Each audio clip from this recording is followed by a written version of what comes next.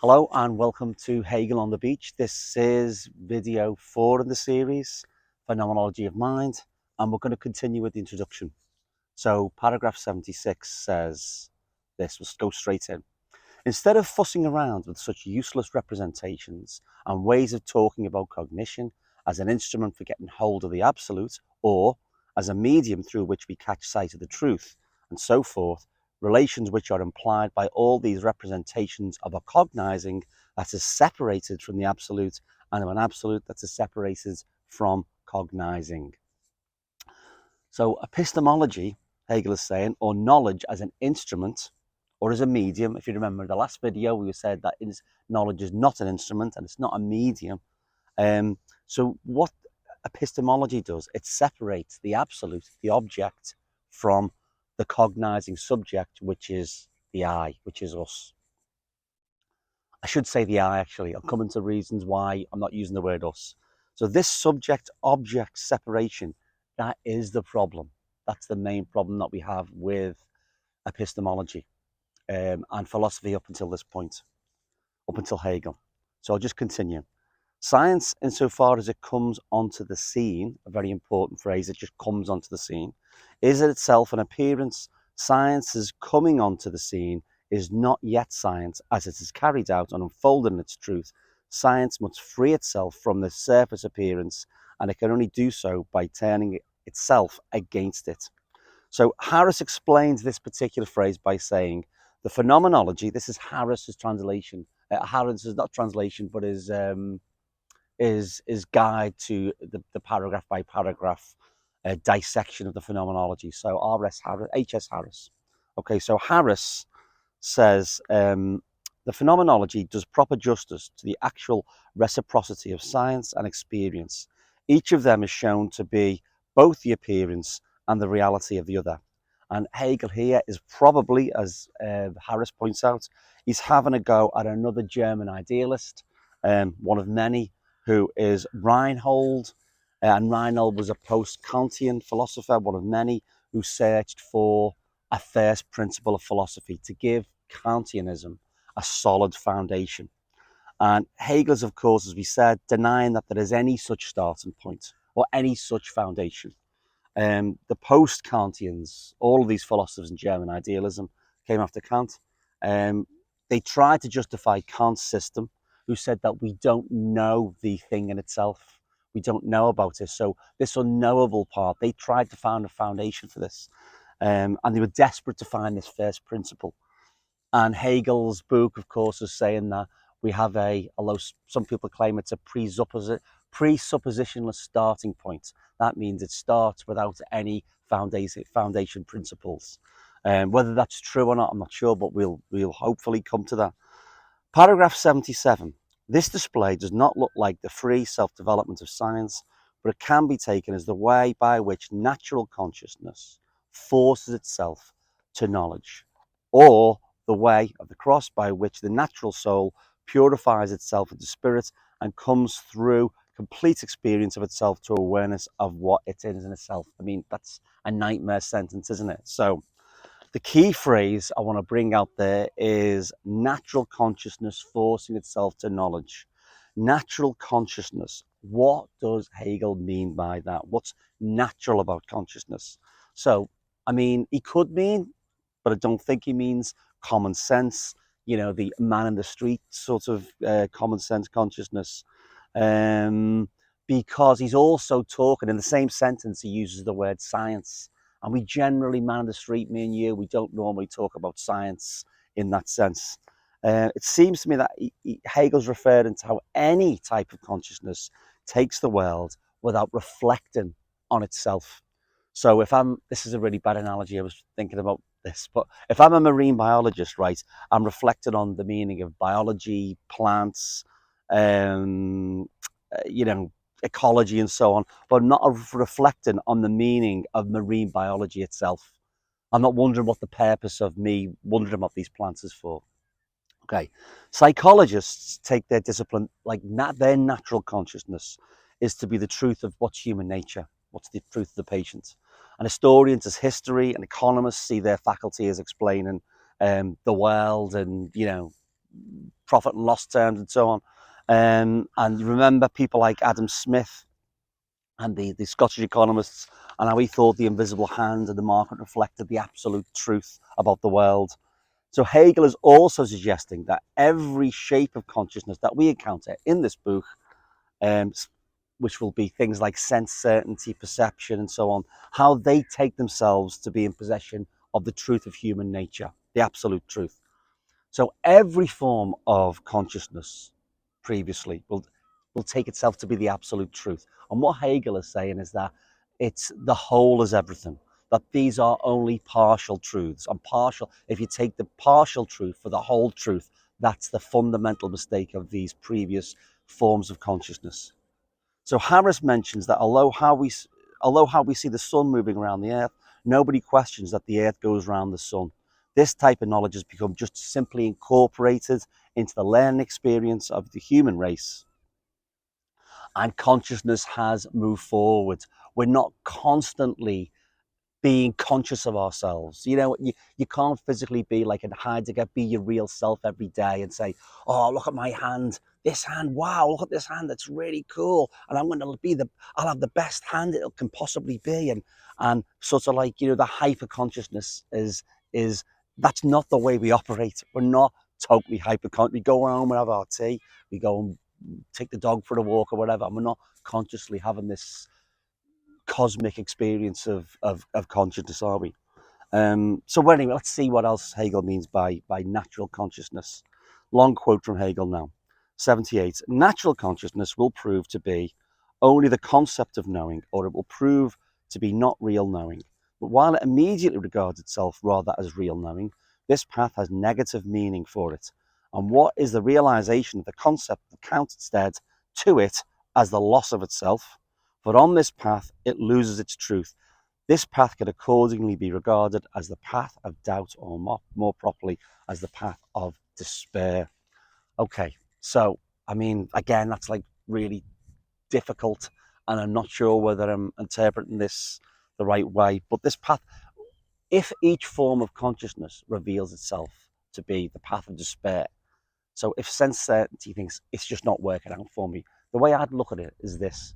What makes one despair? It's not like I'm reading Plato and I go, oh my God, he's wrong. And then I go into despair. You just go, oh, and you pick up another book, don't you?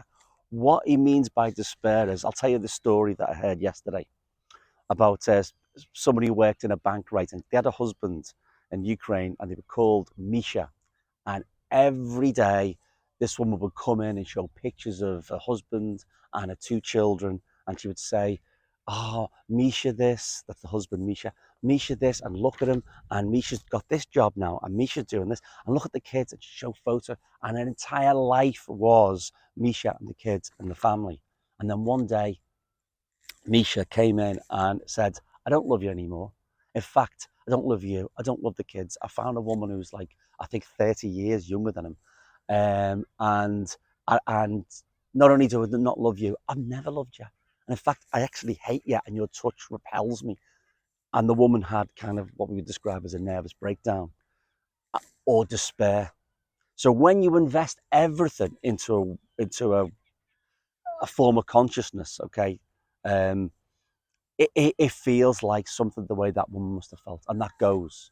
Or like, when the Soviet Union collapsed and an entire system collapsed, what did people do? So it's like I hate to use the word nervous breakdown, but that's the nearest analogy phrase I could use. Okay.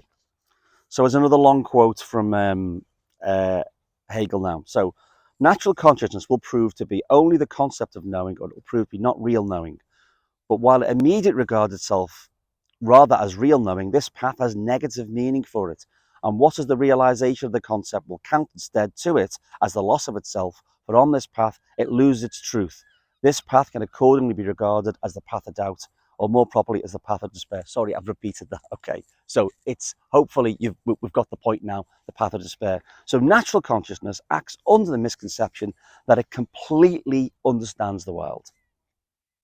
But when it's not able to explain the world anymore, like the woman whose husband left her, natural consciousness, it leads to despair. So, and again, the high ideals, the French and Russian revolutions led to the despair of the counter-revolution.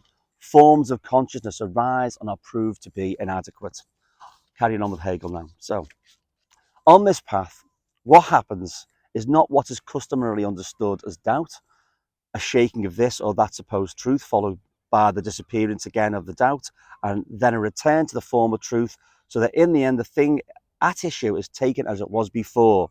Rather, this path is the conscious insight into the untruth of knowing as it appears, and knowing for which that which is the most real is rather in truth only the unrealized concept. Okay, so to translate that, so the revolution takes place, and then we have a counter-revolution, and people are sent to camps. An autocracy arises, cruel of the previous regime. Revolutionaries die alone in the wilderness in Siberia somewhere, and that's what revolutions do. So you know what? Let's not bother doing that. Okay, so Hegel isn't saying that, just the opposite. Things don't just remain the same as they were before. Society doesn't return to its starting point. And people do learn from experience. I mean, don't like to use the phrase there's been progress, because that sort of suggests that history is heading inexorably towards some kind of preordained future. And Hegel isn't saying that. He's saying that history is, again, it's a learning process. And we are the product of history's mistakes as well as its achievements. And the things that we take for granted, like democracy, equality before the law, free speech, human rights, and even like the modern self, the modern interior space we've got on our heads. And these are massive social achievements. And these type of achievements are largely unacknowledged. And there seem to be, unfortunately, so many on the left. That's partly why I was doing this video series, who take this invisible stuff for granted. And, that's many people I know, I think, as well. So, but this, and I don't like to use the word spirit, progress of the spirit, or human achievement. They are just as much social achievements as the National Health Service. But we can see the NHS with our own eyes. And these other social achievements, you can see them. But these achievements that I've mentioned before, these are intangible. That's why I use the word spirit. It just means that, like, not, you can't touch them, but they're there, can you? We know this is the case. That's why we all drive on the left-hand side of the road in the UK. And then because it's an invisible thing, isn't it? It's like in the back of our heads. Yeah, if we're driving on the right, I'm going to get killed. So these are achievements to put these rules in place. And it's easy for us to forget that it took centuries of struggle to get to where we are. And by struggle, I don't just mean philosophical struggle, one school of thought arguing with another school of thought and putting a paper to university and people then sticking it on the internet and then 5 people read it. I don't mean that type of struggle. I mean people actually dying for these things. So why do people die for the right to vote? I mean, the actual act of voting doesn't really fill your belly. It doesn't make you recover from an illness, and it doesn't build a house. Vote and democracy, law, free speech, and so on. They're a process and not an event. It's our collective history and its promise for the future that gives free speech and democracy its meaning. It's through the travel and through time that is important. And the history of freedom is inseparable from the history of slavery. So only because people struggle so that we could put an X in a box and hold power to account makes freedom intelligible. And only because there was a civil war over slavery can we even begin to think of freedom in a meaningful way. And the freedom struggle, for example, in the United States, it's still there. We know that it hasn't gone away. And it gets its meaning from the past. It gets its meaning from slavery. So either history is a random series of events of just terrible stuff happening, and good stuff happens, and then some terrible stuff happens again, or it's a learning process. So the point is, we never return to an original starting point. Continuing, the series of figurations of consciousness which consciousness traverses on this path is the full history of the cultivation of consciousness itself into science. The only difference between being stuck in a system of opinion and prejudice based on the authority of others and being stuck in one based on one's own conviction is the vanity which adheres in the latter mode. By contrast, the skepticism which is directed at the entire range of consciousness as it appears makes spirit for the first time competent to test what truth is. By this kind of skepticism, ancient skepticism, bringing about a despair regarding the so-called natural conceptions, thoughts, and opinions. And Hegel is going to show us that each of the inadequate figurations of consciousness creates a path which leads us to where we are today. And as I said, we can call it progress if you want. Natural consciousness takes itself to have real knowledge, and Hegel will begin with sense certainty. And he'll present it as the first type of knowing, in my opinion. So there's a historical sequence in the book, but confusingly, Hegel jumps out of sequence and back again, out of the time sequence.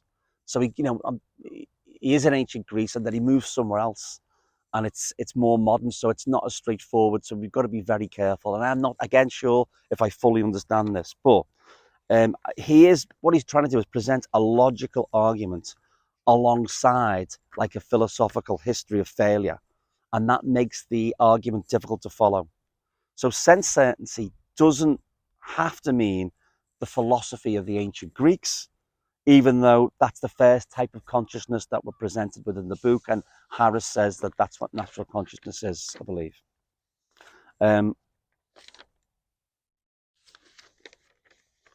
Right. Okay. So Harris makes this point. So Aristotle's philosophy was the perfection of the natural consciousness as cognition. Yeah. Okay. So he's saying that Aristotle and the philosophy of ancient Greece represents what Hegel means by natural consciousness. And I'm not sure that that's not my reading anyway. That's not my understanding.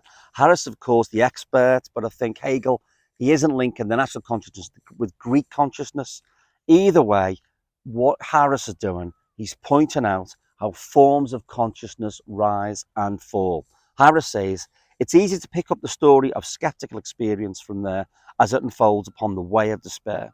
So Alexander the Great and the Romans, they destroyed the illusion that the Greek polis, the Greek city-state, Athens, that was the perfect expression of human nature.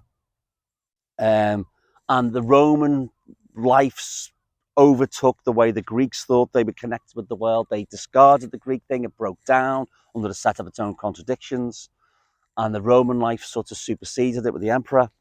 And then under Roman life, the Stoics formulated this concept of wisdom. This is now Harris, according to which the sage was to assent only to a comprehensive presentation, a cataleptic fantasy. Skeptics argued in a compelling fashion that no such reliably comprehensive presentation of anything was to be had, so that the Stoic logic could never make the necessary secure contact with a sense certainty that reminded or that remains, I beg your pardon, always dialectical and deceptive. Thus, philosophy of the natural consciousness entered upon the way of doubt, and the way of doubt became a way of despair when all the structures of natural autonomy became the prey of one military conqueror after another. The triumph of the Christian gospel was the first moment of conscious insight into the untruth of the appearing knowledge. So the book will encounter the Roman philosophies of Stoicism and skepticism, which follow on from the Greek polis and the Greek city-state and Greek religion. And these forms of consciousness too will be found to be inadequate. Their systems of thought will enter into another crisis, crisis after crisis. The crisis can persist for a long, long time. It's not like it's going to bust apart within, a decade. Um, and incidentally, this is not to say that economic changes aren't happening all the time, okay? And that society is being organized around classes. We're not saying that this is a unit, like a one pathway for humanity. No, what we're saying is that these things, yeah, economic structures are taking place and it's interacting with what's going on in their head. But how people thought they were connected to one another, how people thought they were connected to the world, that's Hegel's aim. It's the science of the consciousness of experience. Or the experience of consciousness, I should say. How do we look upon the world as individuals and collectively? Harris continues the next form of consciousness, okay? So the formal skepticism of Descartes and the programmatic resolution of Fichte. Fichte was, fully behind the revolution and, wanted to take him. I think he did take up a gun and go and shoot people. And the programmatic resolution of Fichte are part of the surface flurry of enlightenment. The Lutheran project was to read the scriptures for ourselves. The project of Descartes, Locke, Hume, Kant, and Fichte was that we should only trust our own reason. Hegel is here concerned to contrast the evolution of theoretical skepticism from Descartes to Kant and Fichte. Again, finally, it is in the critical philosophy of Kant that natural consciousness shows itself to be only the concept of knowing, not real knowing. For in Kant's view, all our cognition is only the knowing of appearance. It is Fichte's philosophy which does better yet than Descartes by producing everything oneself and counting only on one's own deeds and as what is true. We have to experience Augustine's despair and Luther's salvation, and then to see how the Enlightenment brought that salvation to earth, only to come to the guillotine. Okay, so there's a lot in this Harris commentary. So I think Harris, it doesn't need too much explanation. I think you can see the progress. You can see the history in my previous comments, or rather Harris's previous comments. You can see that. And the commentary largely speaks for itself, even though it's in kind of very highfalutin terms. And I think my only addition would be that these forms of consciousness never really go away. Sense certainty doesn't disappear because no one's walking around with 6 or 7 different forms of consciousness in their head, are they? You're existing, and then maybe you reflect, maybe you have opportunities to think back. Maybe someone writes a book that makes you think, oh, was that right? Or you have a conversation and you reflect. 79 from Hegel. The completeness of the forms of non-real consciousness will emerge through the very necessity of their progression and their interrelations. And 80, however, to knowing, the goal is as necessarily fixed as is the series of the progression. The goal is the point at which knowing no longer needs to go beyond its own self, where knowing finds itself, and where the concept corresponds to the object and the object to the concept. Consciousness is the going beyond its own self. Consciousness, therefore, suffers this violence at its own hands and brings to ruin its own restricted satisfaction. Again, quoting Harris is useful as a translation. He says, as way as explanation of this passage, he says the following, because it's not entirely clear, I think, is it?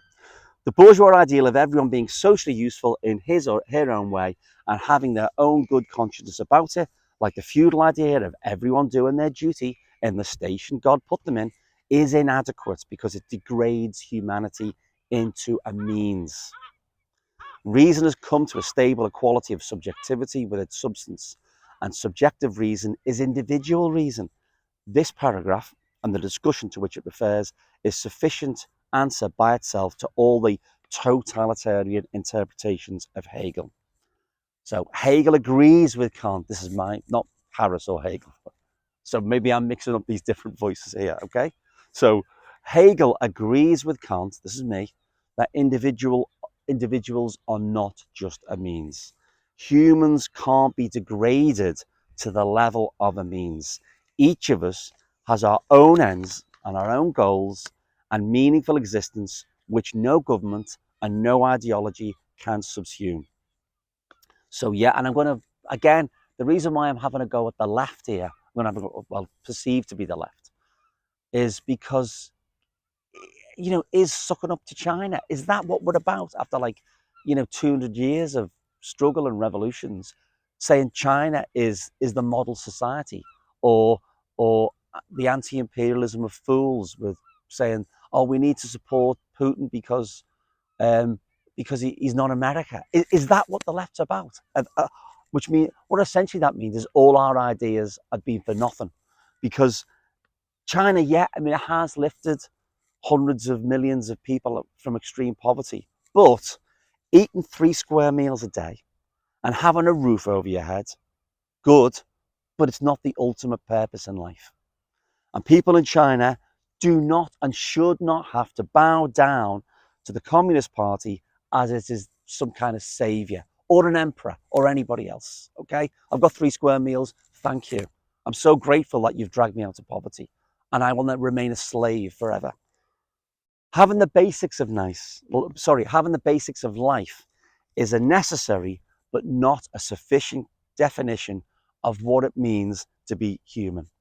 So I'm going to leave it there today because there've been some long quotes from Hegel and from Harris. I'll probably have to look again at this video and think where we go next. We haven't quite finished the introduction, but I would hope to finish on quickly and then move on to sense certainty next week after the introduction, okay? So from Sonny Crosby near Liverpool, see you later.